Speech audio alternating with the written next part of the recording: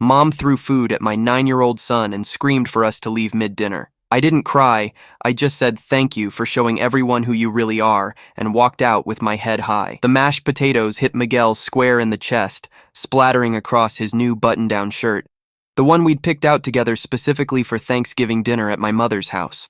White gravy dripped down onto his khaki pants as 23 family members fell into shocked silence around my mother's elaborately set dining table. My 9-year-old son froze, fork suspended halfway to his mouth, his dark eyes wide with confusion and hurt. "Get out!" my mother shrieked, her face twisted into something I barely recognized. "Get that ungrateful brat out of my house right now!" The crystal chandelier above us seemed to shudder with the force of her voice. My sister Beatrice gasped from across the table, her hand flying to her mouth, though I noticed she made no move to defend us. My father sat motionless at the head of the table, his gaze fixed on his plate, as if the pattern of his fine china held answers to questions he refused to ask. I felt every muscle in my body tighten, but I didn't scream back. I didn't cry. Instead, I stood slowly, deliberately, and placed my napkin beside my untouched plate. I walked around the table to Miguel, who was trying so hard not to cry that his bottom lip trembled, and placed my hand gently on his shoulder. "Thank you for showing everyone who you really are," I said clearly, my voice cutting through the silence like a blade. I looked directly at my mother, then let my gaze travel slowly across each family member's face. My aunts, uncles, cousins, committing to memory who looked away and who met my eyes. My mother's face went from rage red to pale in seconds. "How dare you? Come on, sweetheart," I said to Miguel, helping him up from his chair. "Let's go home." As I guided my son toward the foyer, I heard whispers erupting behind us. Someone, maybe my Aunt Clara, said something about overreacting. My cousin Diego muttered about always walking on eggshells around Grab Isaiah. But no one stopped us. No one followed us to apologize or explain. In the car, Miguel finally let the tears fall. "What did I do wrong, Mom?" I pulled over 2 blocks from my mother's house, unable to drive safely through my own rage. "Nothing, baby. You did absolutely nothing wrong. But Grandma said I was ungrateful. She said I was ruining Thanksgiving." His small voice cracked. "I just asked if the stuffing had nuts because of my allergy." I said please and everything. Something cold and sharp crystallized in my chest. That's what had triggered this? A polite question about ingredients from a child with a documented tree nut allergy? I'd specifically called my mother 3 days ago to remind her about Miguel's restrictions. She'd assured me she would be careful, that she understood how serious it was. "Mom," Miguel's voice pulled me back. "Why does Grandma hate me?"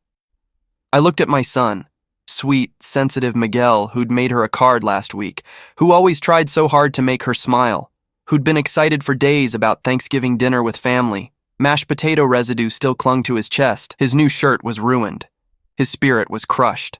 And in that moment, looking at my child's tear-stained face, I made a decision. My mother had spent years making subtle digs about my divorce, about raising Miguel alone, about my choices. She'd favored Beatrice's children openly, showering them with attention and gifts while treating Miguel like an inconvenient afterthought. I'd absorbed it all, made excuses, tried to keep the peace. But she'd crossed a line tonight. She'd humiliated my child in front of our entire family, and she would answer for it. "Grandma doesn't hate you," I told Miguel, though the words tasted like ash. "Grandma is just not well, and I'm going to make sure everyone knows it." I didn't know exactly how yet, but as I started the car and headed home, my mind was already working. My mother prided herself on her reputation, her 40 years as an educator, her standing in the community, her image as the perfect matriarch. She'd built her identity on being respected, admired, beyond reproach. I was going to systematically dismantle every bit of it. The next morning, I woke to 17 missed calls and 23 text messages. My phone had been silent since we'd gotten home the night before. I'd spent the evening helping Miguel wash the food out of his hair, burning his ruined clothes in our fireplace, and holding him while he cried himself to sleep. Now, in the cold light of November morning, I scrolled through the messages. My father: "Your mother is very upset. You embarrassed her in front of the family. Beatrice: Can we talk? Mom is devastated. She didn't mean it. Various cousins and aunts, all with variations of the same theme: smooth it over, apologize, keep the peace. Not one person asked if Miguel was okay. I blocked my mother's number first. Then I opened my laptop and began documenting everything. I'd been a school counselor for 12 years, and I knew the power of thorough records. I typed out the entire incident from the previous night: time, location, witnesses present, exact words spoken, Miguel's emotional state. I attached photos I'd taken of his stained shirt before burning it. I noted that I'd called 3 days prior to discuss his allergy. Then I went further back. I opened a new document and began listing every incident over the past 9 years where my mother had shown preferential treatment or outright cruelty toward Miguel. The birthday party when she'd given my nephew a bike but handed Miguel a used book. The Christmas when she'd seated him at the kids' table while his younger cousin sat with the adults. The time she'd forgotten to invite us to a family barbecue, but posted photos with Beatrice's children all over social media. 3 hours later, I had 14 pages of documented incidents, dates, witnesses, photographs where available, a clear pattern of discriminatory behavior toward a child. My doorbell rang at noon. Through the peephole, I saw Beatrice standing on my porch, holding a casserole dish and wearing her concerned sister expression. I opened the door but didn't invite her in. "Joanna, please," she started immediately. "Mom is beside herself. She wants to apologize. She threw food at my 9-year-old son and screamed at him in front of 23 people," I said flatly. "What exactly is she sorry for? Getting caught?" Beatrice flinched. She wasn't thinking clearly. You know how stressed she gets during holidays. "Stop," I held up my hand. "Just stop. How many excuses have we made for her over the years? How many times have I swallowed her insults and her favoritism because that's just how she is, or she doesn't mean it? She's our mother. And Miguel is my son, a child, who asked a simple question about food allergies and got humiliated for it." I leaned against the doorframe. "Tell me something, Beatrice. When Diego asked about the ham being honey-glazed because of his diabetes, did Mom throw anything at him?" My sister's silence was answer enough.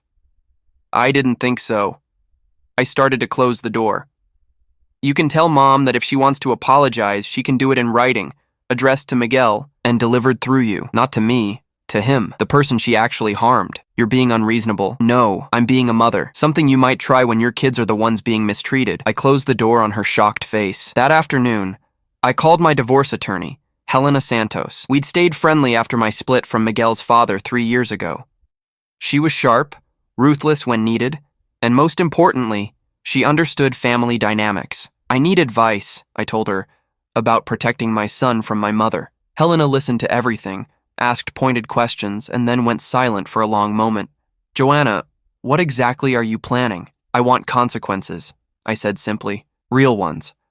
She can't keep treating Miguel like this and face nothing but a few awkward family dinners. You're talking about going nuclear with your own mother. I'm talking about protecting my child from an abusive grandmother." I kept my voice steady. "Can you help me or not?" Another pause. "Send me everything you've documented. Photos, witness lists, medical records showing Miguel's allergy. I'll review it and call you back by tomorrow." After we hung up, I pulled out Miguel's medical file. His pediatrician had documented his tree nut allergy since he was 3 years old. We carried an EpiPen everywhere. I'd sent my mother a copy of his allergy information when he was first diagnosed. She had no excuse for forgetting. She simply hadn't cared enough to remember. Miguel came home from his friend's house that evening, still subdued. "Did Grandma call?" he asked quietly. "No, baby." He nodded, unsurprised. "She won't, will she?" The resigned acceptance in his voice broke something in me.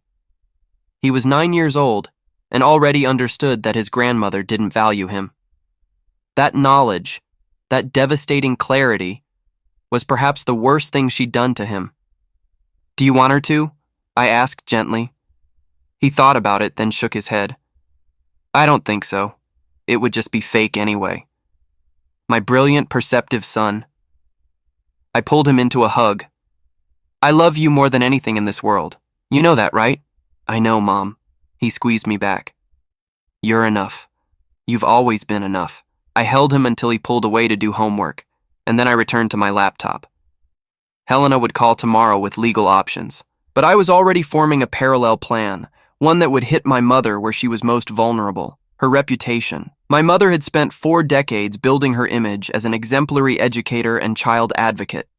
She'd won awards, served on school boards, mentored new teachers. Her name was synonymous with child welfare in our community, and I was going to show everyone exactly what kind of child advocate she really was. Helena called back the next morning with news that made my pulse quicken. Based on what you've sent me, you have grounds for a restraining order. The pattern of emotional abuse is clear, and throwing food at a minor while screaming qualifies as assault. A restraining order against my own mother, I said slowly, testing the weight of the words. Against an abuser. That's what she is, Joanna. The fact that she's your mother doesn't change what she's doing to Miguel. Helena's voice softened slightly. But you need to be prepared. This will destroy your family relationships. Your father will likely have to choose between you and her. Beatrice and her kids will be caught in the middle. Extended family will take sides. They already chose their side when they sat there and watched it happen without defending him. Fair point. I heard papers rustling. There's something else. Your mother was an elementary school principal for 32 years. She retired 5 years ago, but she's still on the advisory board for the district and volunteers with a children's literacy nonprofit. If you pursue this publicly, her professional reputation will be collateral damage. That's not collateral damage, I said quietly. That's the point. Helena went silent. When she spoke again, her voice carried grudging respect. All right then. Let's burn it all down properly. I'll start drafting the restraining order petition. In the meantime, I need you to do something for me. What? Reach out to anyone else in the family who might have witnessed her treating Miguel poorly, especially other children.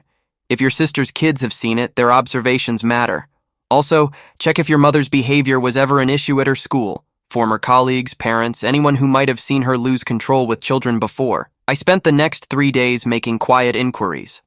I called my cousin Diego's wife, who'd always been kind to Miguel. She confirmed that she'd noticed the favoritism, that it had made her uncomfortable, but she'd never felt it was her place to intervene. I spoke with my Aunt Clara, my mother's younger sister, who admitted with guilt in her voice that she'd seen my mother berate Miguel at a family picnic last summer for spilling juice. An accident that she'd laughed off when Beatrice's son did the same thing an hour later. Most valuably, I connected with Linda Fernandez, a woman who'd worked under my mother at Roosevelt Elementary for 15 years. We'd crossed paths at professional conferences. She was now a principal herself at a different school. I asked her carefully if she'd ever witnessed my mother being inappropriate with students. Linda hesitated, then asked, "Is this about what happened at Thanksgiving? Because Beatrice's husband works with my brother-in-law and word got around." "Yes," I admitted. "I'm trying to understand if this is a pattern." Another long pause. "Off the record?" "Completely.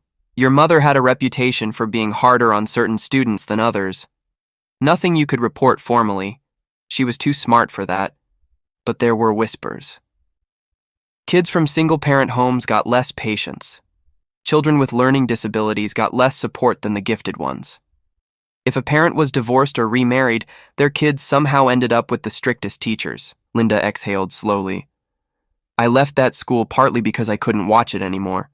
But she was the principal, and she had the district's trust, so what could I do?" My hands clenched around my phone. "Would you be willing to write down what you observed? Dates, specific incidents if you remember them?" "For what purpose?" "To make sure she never has access to children again." Linda agreed. By the end of the week, I had 17 pages of documented observations from 5 different sources, spanning 20 years of my mother's career and family history. The pattern was undeniable. My mother targeted vulnerable children, especially those without traditional family structures or those with special needs. Miguel was just her latest victim, and he had the misfortune of being someone she couldn't get rid of. Helena filed the restraining order petition on a Thursday morning. My mother was served papers at her home that afternoon while hosting her weekly book club. According to my father's brief, angry phone call, which I let go to voicemail, she'd been humiliated in front of her friends. Good. But the restraining order was just the opening move. That evening I sat down and wrote a letter. Not to my mother, I'd promised myself I would never speak directly to her again, but to the board of directors for Bright Futures Literacy, the nonprofit where she volunteered twice a week, reading to underprivileged children. I kept it factual, professional, and devastating. I outlined the pattern of behavior toward my son, included the medical documentation of his allergy that she'd ignored, described the Thanksgiving incident in detail, and attached witness statements from family members. I concluded by noting that while I understood her volunteer work was valued, I felt compelled to share concerns about her suitability for working with vulnerable children. I copied the letter to the school district's advisory board, where she still held an unpaid position. I sent it to the local education association that had honored her with a Lifetime Achievement Award 3 years ago. I made sure every organization that had ever elevated her professional reputation received a complete picture of who she really was in private. Then I posted a carefully worded statement on my personal social media. Nothing that violated privacy laws, just a mother's reflection on protecting her child from family members who mistreat him, and the difficult decision to prioritize his well-being over maintaining appearances. Within hours, my phone exploded. Beatrice called 6 times, each voicemail more frantic than the last. My father sent a text. "You've gone too far. You're destroying your mother's legacy." I replied only to him, "She destroyed herself when she threw food at my child. I'm just making sure everyone knows about it." Miguel found me that night staring at my laptop, second-guessing everything despite my conviction. "Mom, are you okay?" I pulled him onto my lap even though he was getting big for it. "I'm making sure Grandma can't hurt you anymore, or any other child." He was quiet for a moment, then asked, "Will everyone hate us now?" "Some people might. The ones who care more about appearances than about what's right." I kissed the top of his head. "But we'll be okay. Better than okay. We'll be free." The call came from Bright Futures Literacy First. Their executive director, a woman named Paula Rodriguez, requested a meeting.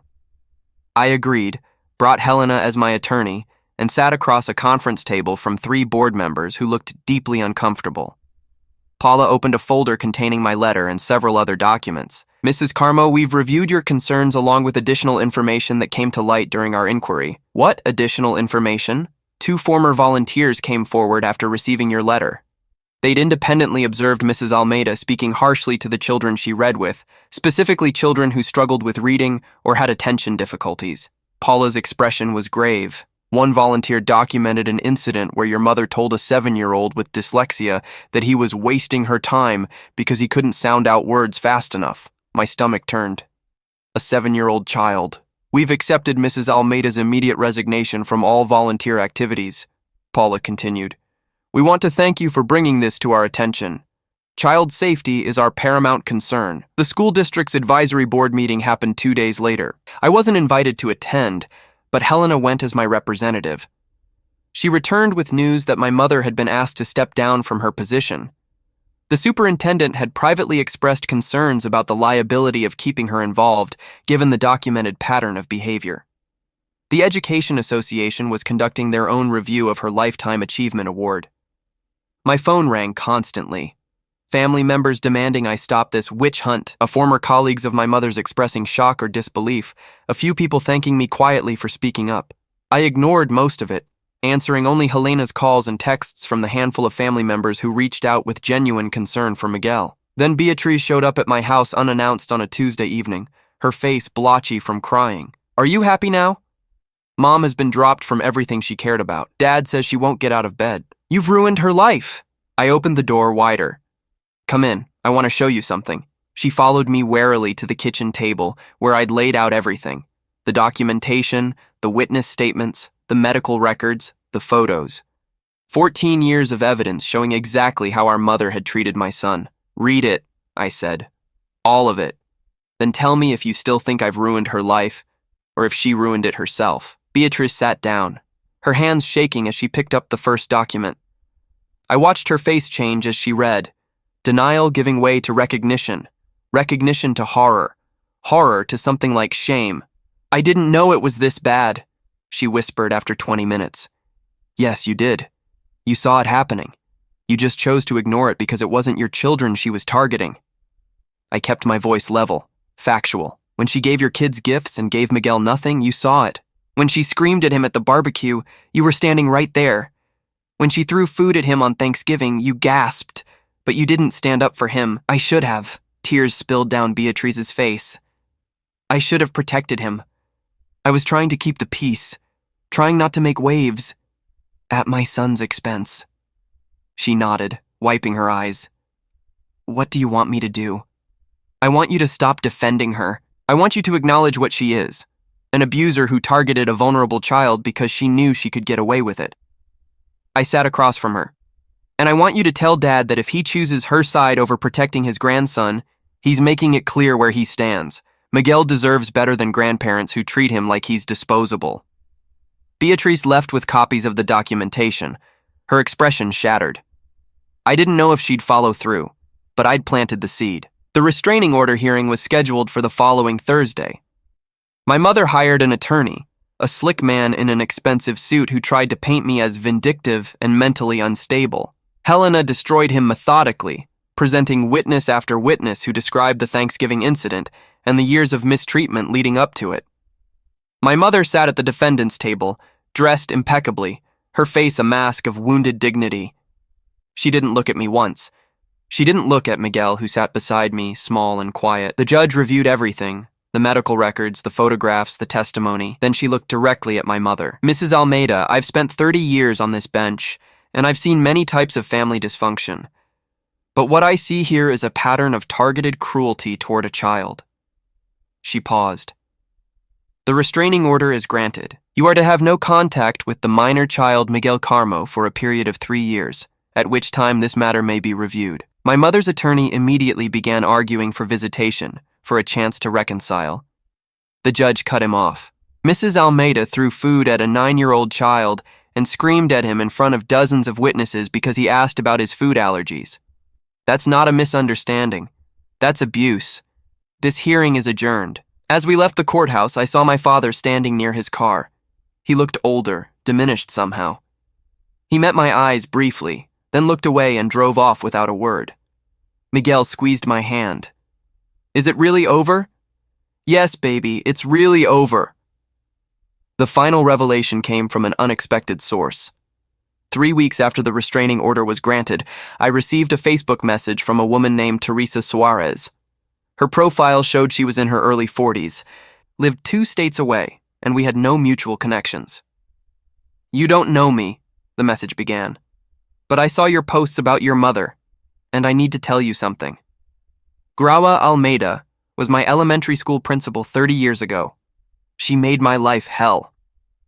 I called Teresa immediately. She answered on the first ring, her voice tight with old pain. I was 7 years old in 2nd grade when my parents got divorced. My mom was working 2 jobs to keep us afloat, so I was always the last kid picked up from after-school care. Principal Almeida would make comments every single time. How my mother was irresponsible, how children need stable homes, how I'd probably end up struggling because of my broken family. My chest constricted. I'm so sorry. It got worse. I had undiagnosed ADHD, so I struggled to sit still and focus. Instead of getting me help, she'd make me sit in her office during recess as punishment. She'd tell me I was lazy, that I was wasting everyone's time, that kids like me were why good teachers quit. Teresa's voice cracked. I developed severe anxiety. I started having panic attacks before school. My mom finally pulled me out and enrolled me somewhere else, but the damage was done. I spent years in therapy. Would you be willing to share this publicly? I asked quietly. I already have. I wrote about it on my blog last night, and I'm not the only one. Since your posts started circulating, 3 other people have reached out to me with similar stories about your mother. Teresa paused. She destroyed a lot of childhoods, Mrs. Carmo. Thank you for finally stopping her. Over the next week, more people came forward. A former student who'd been mocked for his learning disability. A parent who'd been told her son's behavioral problems were her fault for being a single mother. A teacher who'd been forced out after reporting that my mother was being inappropriately harsh with special needs students. The local newspaper picked up the story. Former principal faces abuse allegations from multiple sources, read the headline. The article was careful, factual, focused on the pattern of behavior rather than sensationalizing any single incident. But the damage to my mother's carefully constructed reputation was complete and and irreversible. Bright Futures Literacy issued a public statement thanking me for coming forward and announcing policy changes in their volunteer screening process. The school district quietly removed my mother's name from the auditorium that had been dedicated to her 3 years earlier. The Education Association formally revoked her Lifetime Achievement Award. My mother's attorney sent a cease and desist letter demanding I stop defaming her. Helena responded with a letter of our own, noting that truth is an absolute defense against defamation and offering to provide even more documentation if they'd like to pursue legal action. They went silent. Through all of this, I received no direct contact from my mother. My father sent one text, "I hope you're satisfied with yourself." I didn't respond. Beatrice, to her credit, had stopped defending our mother and started taking her own children to therapy to process what they'd witnessed over the years. On a cold evening in late December, exactly 1 month after Thanksgiving, Miguel and I sat together watching snow fall outside our window. He'd been doing better, smiling more, sleeping through the night again, no longer flinching when someone spoke loudly. "Mom," he asked, "do you think Grandma is sorry?" I considered lying, then decided he deserved honesty. "I think she's sorry she got caught and faced consequences. I don't think she's sorry for how she treated you." He nodded slowly, processing. "That's okay. I don't need her to be sorry. I just needed her to stop." My wise, resilient son. "She has stopped. She'll never hurt you again. Because you protected me." He looked up at me with complete trust. "You're a good mom." Those simple words from this child I'd fought so hard to defend meant more than any vindication or revenge ever could. 3 months later, I stood in my kitchen preparing dinner while Miguel did homework at the table. Life had settled into a new rhythm. Quieter, simpler, free from the constant tension of managing my mother's moods and Miguel's hurt feelings. My father had chosen his side, just as I'd known he would. He stayed with my mother, sending no birthday card to Miguel, no acknowledgement of our existence. It hurt less than I expected. Some losses were actually gains in disguise. Beatrice came over twice a month now with her children. She'd apologized to Miguel directly, admitted she'd failed him, and asked how she could do better. Her kids were gentler with him now, more inclusive, as if their mother had finally taught them that kindness mattered more than hierarchy. The extended family had fractured predictably. Some sided with my mother, some with me. Most just quietly withdrew from the drama entirely. I didn't chase them. The people who mattered had shown up for Miguel, and that was enough. My mother's reputation never recovered. The last I heard, she'd moved with my father to a retirement community in Arizona, far from Portland and the wreckage of her legacy. The nonprofit, the school board, the professional organizations, none of them wanted anything to do with her. Her name, once synonymous with child advocacy, was now a cautionary tale about unchecked power and hidden cruelty. I felt no guilt about it. She'd had decades to change, countless opportunities to treat vulnerable children with basic human kindness, and she'd chosen cruelty every time. The consequences were hers to bear. Teresa Soros and I stayed in touch. She'd started a support group for adults who'd experienced childhood emotional abuse from educators. 12 people attended the first meeting. By the 3rd month, they'd outgrown the venue twice. Apparently, my mother had left more survivors than anyone realized. Miguel flourished. His grades improved, his confidence grew, his smile came easier. Without the constant weight of his grandmother's disapproval, he blossomed into himself. Funny, creative, endlessly curious about everything. He joined the school robotics club, made new friends, and stopped apologizing for existing in spaces. One evening in early spring, he looked up from his science project and asked casually, "Do you think I'll ever see Grandma again?" "Maybe, if you want to when you're older," I said honestly. "The restraining order expires in a few years. It'll be your choice then." He thought about it, then shrugged. "I don't think I'll want to. She wouldn't be nice even if she pretended to be, right?" "Probably not. Then I'd rather just have you and Aunt Beatrice and the cousins who are actually nice." He returned to his project, the matter settled in his mind. I watched him work. This resilient child who'd survived his grandmother's cruelty and emerged stronger, and felt a fierce pride that had nothing to do with revenge and everything to do with protection. My phone buzzed with a text from Helena. Saw the news. Education Association is using your case to revamp their ethics policies for award recipients. You're literally changing systemic problems. Well done.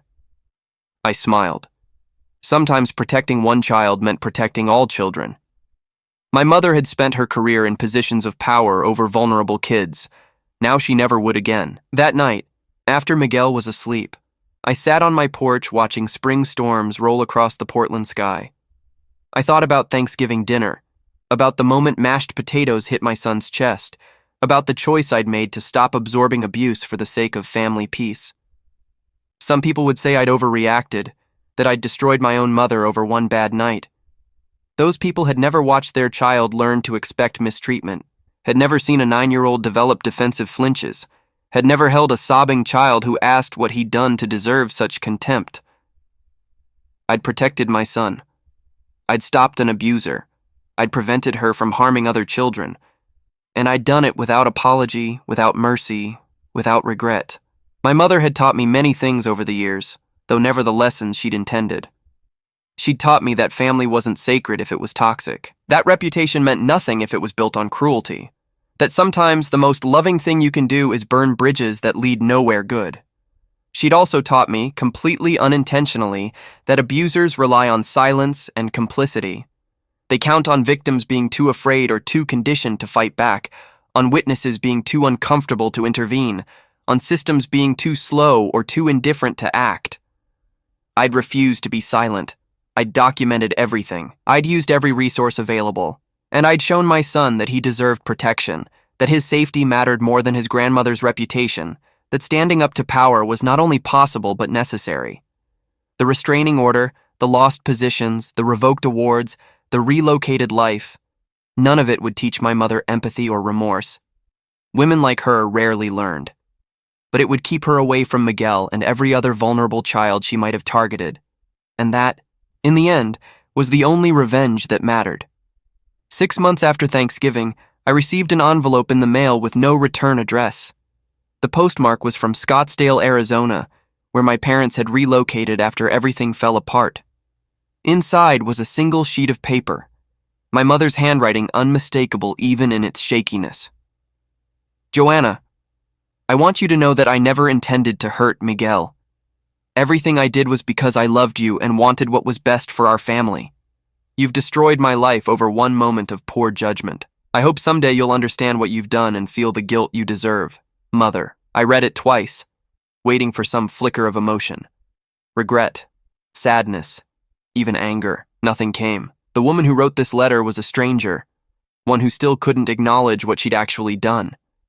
She saw herself as the victim, persecuted by an ungrateful daughter over one moment, rather than decades of calculated cruelty. I took a photo of the letter and forwarded it to Helena. Within an hour, my attorney had documented it as a violation of the restraining order's no contact provision and filed it with the court. My mother received a formal warning that any future contact would result in criminal charges. I never heard from her directly again, but I did hear about her. My cousin Diego's wife, who'd quietly supported me throughout everything, occasionally shared updates. My mother had become a recluse in Arizona, rarely leaving the house. My father had developed health problems, high blood pressure, stress-related complications, and blamed me openly at family gatherings I no longer attended.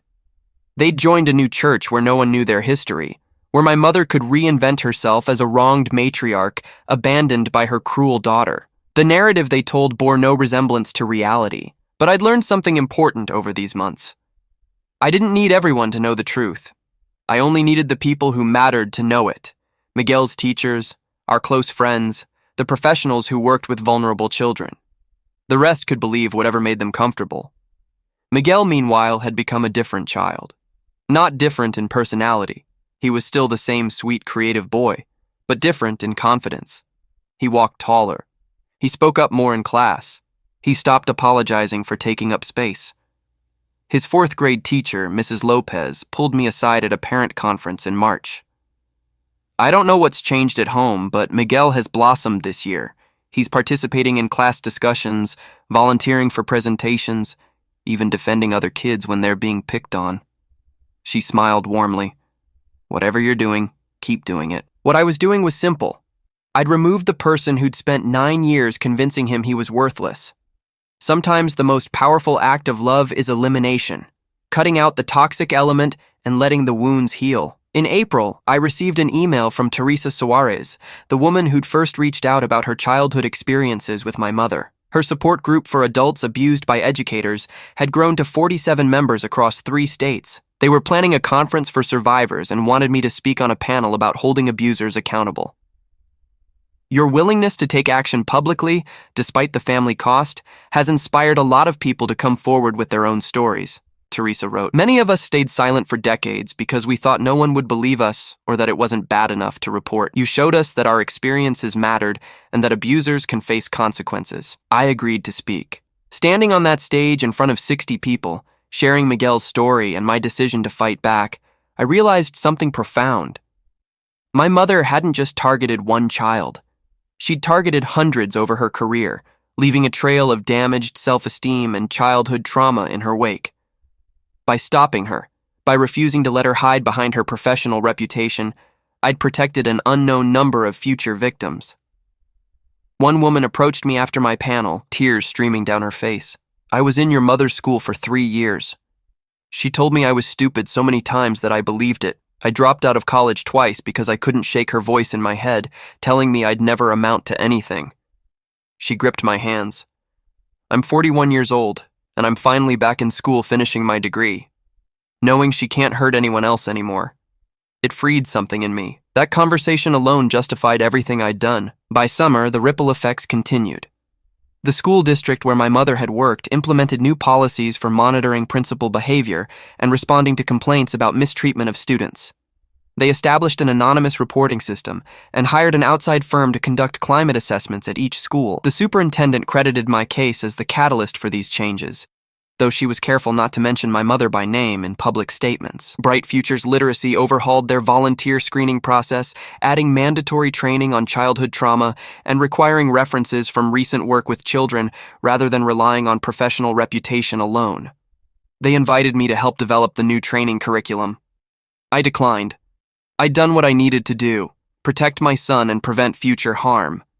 I didn't need to make a career of being a victim or an advocate. I just needed to live my life and raise my child in peace.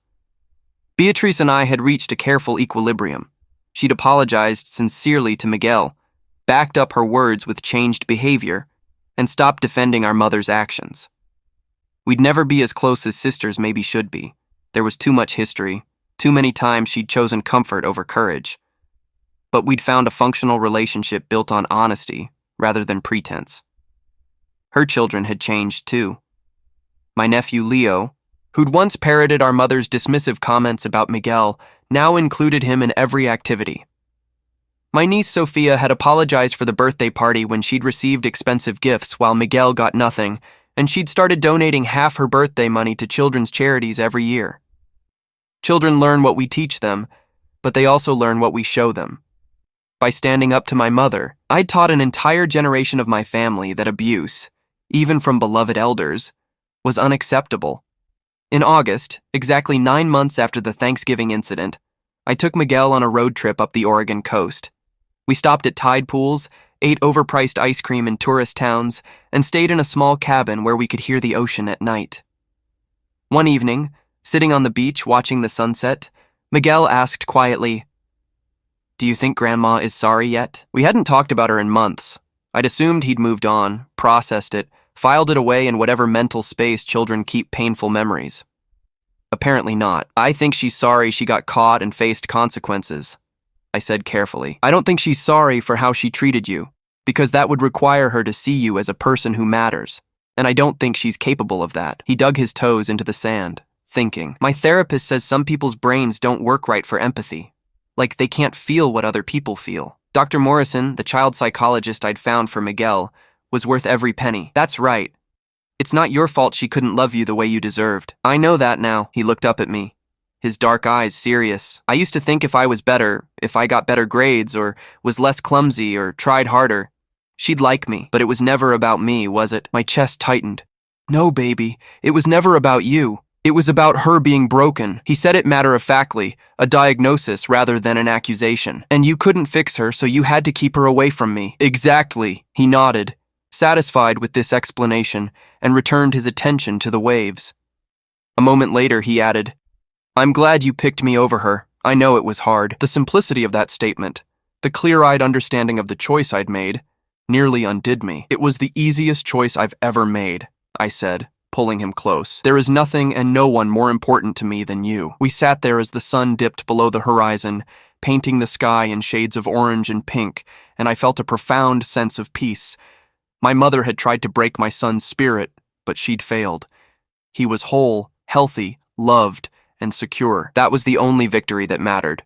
When we returned home, I found another envelope in my mailbox. This one had a return address, a law office in Scottsdale. My stomach dropped as I opened it, expecting some new legal threat or manipulation. Instead, I found divorce papers. My father was divorcing my mother.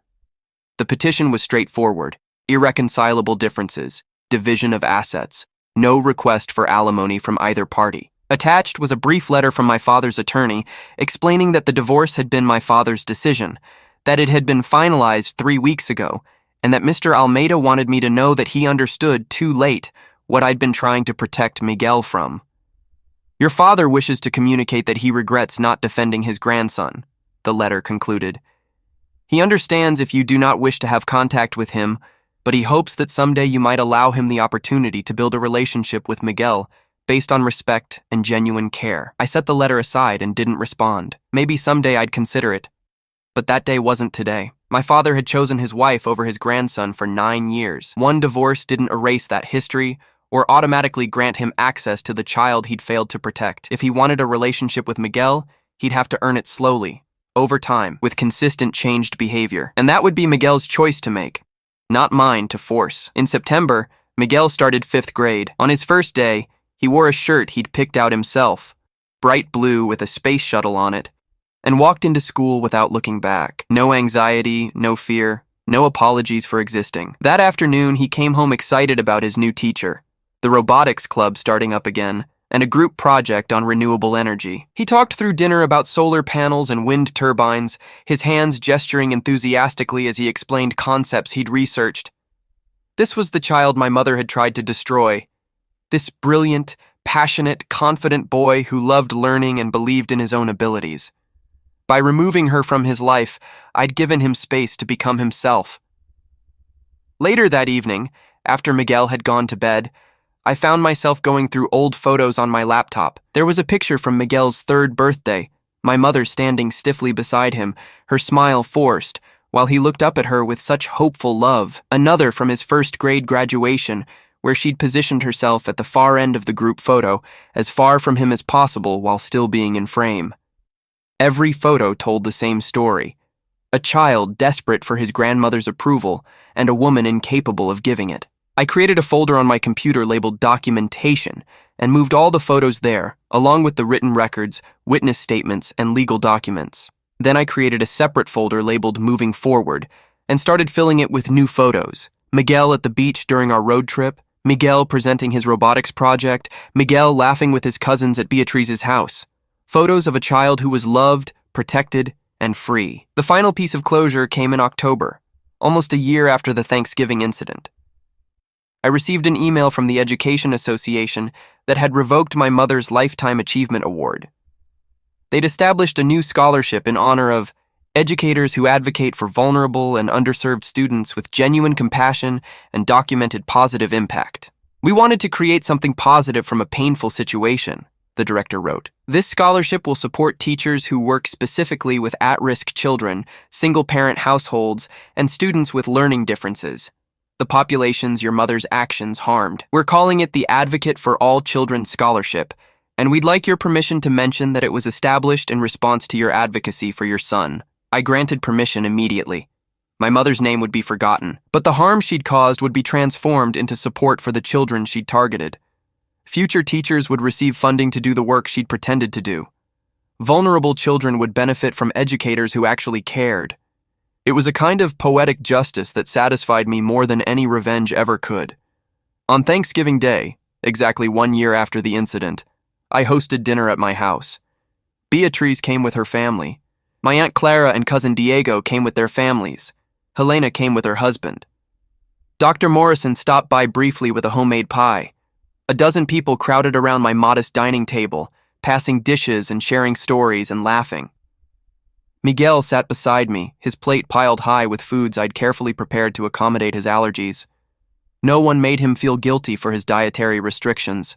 No one compared him unfavorably to other children. No one made him feel like he was taking up too much space. He was simply loved, wholly and unconditionally, by people who'd earned the right to be in his life. Before we ate, Beatrice suggested we go around the table and share what we were grateful for. When it was Miguel's turn, he looked at me and said simply, "I'm grateful for my mom who always protects me." Several people wiped tears. I squeezed his hand and replied, "I'm grateful for you, and for everyone at this table who understands that family means showing up when it matters." We ate dinner in peace. No one threw food. No one screamed. No one was humiliated or diminished. It was exactly what Thanksgiving should be, a celebration of genuine care and gratitude. Later that night, after everyone had gone home and Miguel was asleep, I stood in my kitchen cleaning dishes and reflecting on the past year. I'd lost my mother, my father, half my extended family, and the comfortable fiction that keeping the peace was the same as keeping people safe. But I'd gained something infinitely more valuable. I'd protected my child. I'd stopped an abuser. I'd helped other survivors find their voices. I'd taught Miguel that he was worth fighting for, that his well-being mattered more than anyone's reputation or comfort. Some people would say the cost was too high, that I should have found a way to reconcile, that destroying my mother's life was disproportionate to her offense. Those people had never watched their child learn to expect cruelty from someone who should have loved him. I'd make the same choice 1,000 times over. My son was thriving, safe, and loved. My mother was far away, unable to hurt him or any other child. The systems that had enabled her had been reformed. Future children would be better protected because I'd refused to stay silent. That wasn't revenge. That was justice. And I'd sleep peacefully every night knowing I'd chosen correctly. As I turned off the kitchen lights and headed to bed, I passed Miguel's room and paused in his doorway. He was sleeping soundly, his face peaceful, his breathing even. No nightmares, no anxiety, no fear. This was what winning looked like. Not my mother's suffering, though I didn't regret that either, but my son's peace. I'd set out to protect one child from one abuser. I'd ended up changing policies, helping survivors, and preventing future harm to countless children. Not because I was particularly brave or special, but because I'd refused to accept that family ties excused abuse. Every child deserves adults who will fight for them, even when, especially when, the fight is against other family members. Every child deserves to grow up knowing their well-being matters more than anyone's ego or reputation. Miguel had that now, and I'd burned every bridge necessary to give it to him. Looking back, I wouldn't change a single decision. The restraining order, the letters to professional organizations, the documentation, the public statements, every action had been necessary and proportionate to the harm my mother had inflicted and would have continued inflicting if left unchecked. Some bridges deserve to burn. Some relationships deserve to end. Some reputations deserve to be destroyed. And some children deserve mothers who will do whatever it takes to keep them safe, no matter the cost. I'd been that mother. I'd paid that cost. And watching my son sleep peacefully in his room, free from the grandmother who'd tried to break his spirit, I knew with absolute certainty that every single consequence had been worth it. My mother had taught me one final lesson, though certainly not the one she'd intended, that true strength isn't keeping the peace at any price. True strength is knowing when to go to war for the people you love. I'd gone to war. I'd won, and I had no regrets.